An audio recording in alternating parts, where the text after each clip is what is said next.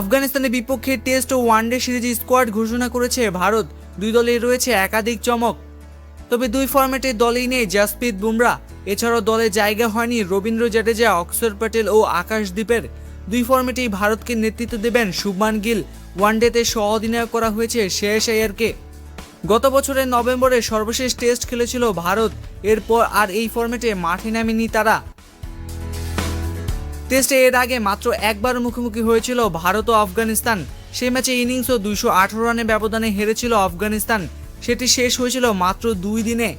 আগামী 6 জুন চণ্ডীগড়ে শুরু হবে টেস্ট ম্যাচটি। এরপর 14, 17 এবং 20 জুন যথাক্রমে ধর্মশালা, লখনৌ এবং চেন্নাই অনুষ্ঠিত হবে 3টি ওয়ানডে ম্যাচ।